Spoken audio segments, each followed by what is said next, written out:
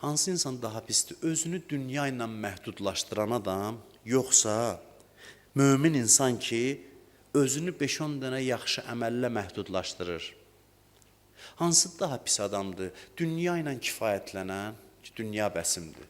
Yoxsa axirət yoluna çıxıb, az əmələ qane olan, mən deyərdim, ikinci insan birincidən daha pisdir. Dünyaya qane olandan daha pis, din yoluna gəlib, dində aza qane olan adamlardır. Çünki dünyaya razı olan adam imanın ləzzətini dadmayıb.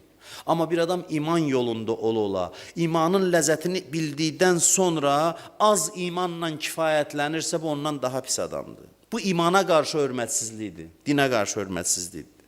Bilirsiniz, şeytanın bir yolunu sizə öyrədim. Şeytan bizi günaha çəkə bilməyəndə ən gözəl silahı onun üçün gözəl, bizim üçün təhlükəli. Silahı bilirsiniz nədir? Görəndə ki, günaha çəkə bilmir bizi, bizə belə deyir ki, bu qədər yaxşı olmaq bəsündür. Cəmaat gör nə oyun çıxardır. Maşallah, sən nə yaxşı adamsan, ev yıxmırsan, ona sataşmırsan. Başlayır pis adamları gözünün önündə canlandırır, deyir, onlara bax, özünə bax, əlasan, maşallah, çatmısan sən. Bax, bu daha təhlükəlidir. Şeytan insanı dində, mənəviyyatda aza qane edib arxayınlaşdırır. Bu onun öldürücü silahıdır. Öldürücü silahıdır. İnsan əldə etdiyi ilə kifayətləndisə, bax buna deyirlər, və qəd xabə mən dəssaha, həlak oldu, aza qane olan. Həlak oldu, inkişafdan dayanan insanlar.